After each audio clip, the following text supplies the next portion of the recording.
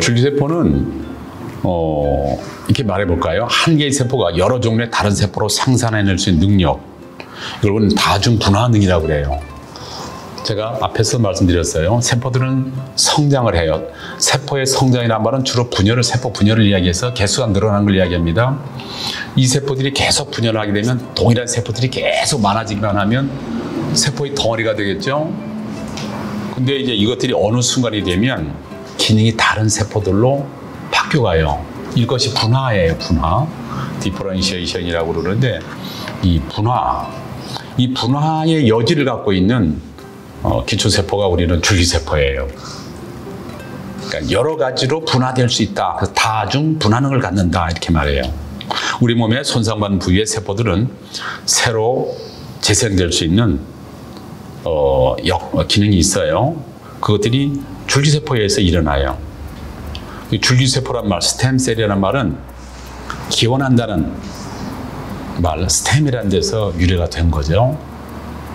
그래서 이것들은 노화세포의 반대다라고 하기보다는 노화세포가 정상세포에서 어떤 상태로 기능이 정지된 상태로 존재하면서 노화의 어떤 기능들을 노화의 상태들을 맛보는 거라면 줄기세포는 우리 몸에 여전히 있으면서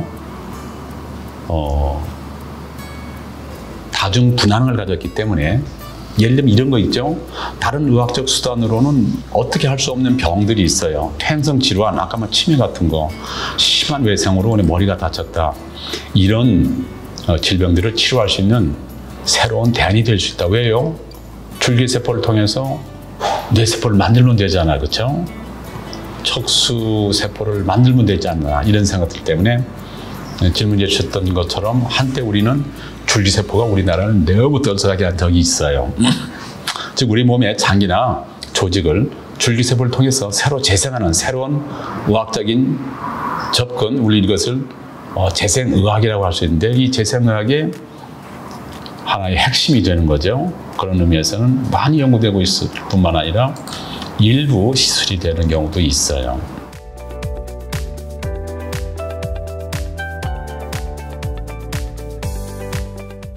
줄기세포를 통해서 우리가 가장 큰 이렇게 최근에 우리가 퇴행성 질환이라고 할까요? 굉장히 난치성 질환들이라 생각되는 관절염, 파킨슨병 뭐 이런 것들을 다 고칠 수 있는 문이 활짝 열린 것인가 아직은 아니고요. 그러나 이제 부분적으로는 많이 진행되고 있다. 다시 좀 정리를 하자면 줄기세포 치료는 그동안 뚜렷한 치료법이 없었던 난치성 또는 퇴행성 질환, 나이가 들어가면서 어쩔 수 없는 그 질환을 우리가 퇴행성 질환이라고 할 수 있는데 이 치료 가능성을 바탕으로 해서 굉장히 각광을 받고 있었어요. 근데 다른 의학적 치료법과 마찬가지지만 줄기세포 치료는 안정성과 유효성이 확실해야 되죠. 이게 확보가 돼야 돼요. 그래야만 정확한 정보가 환자들에게 제공이 되고 선택을 받을 수가 있는 거죠. 안전성과 유효성입니다. 근데 우리가 이런 측면에서 줄기세포들을 좀 우리가 활용면에서 구분을 해볼 필요가 있어요.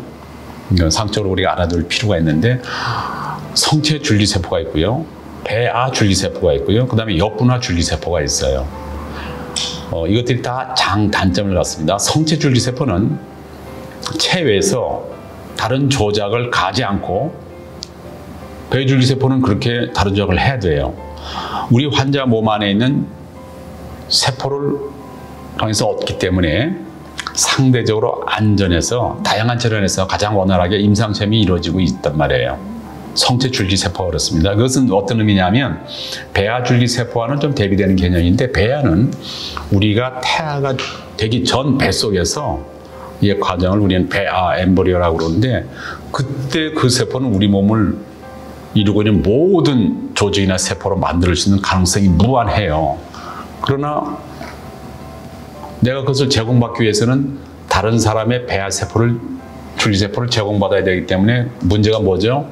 면역 불일치가 일어나요. 면역 문제가 가장 크게 남아있는 거예요. 다시 말하면 면역 거부 반응이 있는 거잖아요. 그거에 비해서 나의 성체, 이미 성체가 된 나의 성체 줄기를 이용한다는 것은 면역 거부 반응이 전혀 없다. 그렇죠? 없는 거예요. 그래서 이것이 이제 지금은 가장 많이 연구되고 있는데, 예를 들어 볼까요? 백혈병 치료에서 알려진 조혈 줄기세포는 이미 환자 치료에 이용되고 있는데, 그 외에 이제 성체 줄기세포에서는 그 치료 효과 안정성에 대해서 많은 연구가 이제 더 추가가 돼야 된다, 이렇게 말씀을 드릴 수 있어요. 조혈 줄기세포라고 하는 것은 이것이 다중분화능을 가졌는데 어느 순간 혈액을 만드는 세포까지 오게 되면 이것들이 거꾸로 돌아가지는 않아요. 그 이상, 그 이후에서 아주 수많은 혈액 세포들을 만들기 시작하죠. 그래서 이걸 가지고 우리가 백혈병 치료에 쓸 수 있다, 이렇게 생각하고요. 두 번째가 배아줄기세포예요. 이런 원능 과정에서 환자와 일치하는 유전자를 가진 세포를 얻기가 어렵잖아요, 그렇죠? 다른 사람의 배아줄기세포가, 특별히 배아줄기세포를 우리가 추출할 수 있는 방법은 체 내에 있는 경우이기 때문에 어려워요. 그래서 이것을 어려울 뿐만 아니라 또 면역 거부 반응을 극복해야 되는 문제가 있어요. 2일 전에 우리나라에서 이 배아줄기세포를 이용한 가능성을 많이 연구했던 과학자가 있었습니다. 그렇죠? 세 번째로는 역분화 줄기세포라는 게 있어요. 이것은 이미 성체의 환자의 체세포를, 이 체세포란 말은 성장, 분열, 그 다음에 분화, 그 다음에는 뭐 사멸, 이런 식의 우리의 조절의 과정이 있는데, 이미 분화까지 갔잖아요. 분화가 다시 역으로 돌아와서 배아세포가 되는 경우를 우리는 역분화 줄기세포라고 그래요. 이게 이제 우리 일본의 과학자에서 이게 노벨상이 나왔던 거예요. 역분화라는 거예요. 역분화. 이거는 옛날에 1962년에도 영국에서 이런 실험이 있었어요. 개구리 그 전 단계가 올챙이잖아요. 올챙이의 장에 있는 세포에 핵을 띄어서 개구리 아래에 있는 핵을 띄어내고 거기다 심으면 이것들이 올챙이까지 간다는 거죠. 그러니까 이미 분화가 이루어졌는데, 분화가 이루어져 있는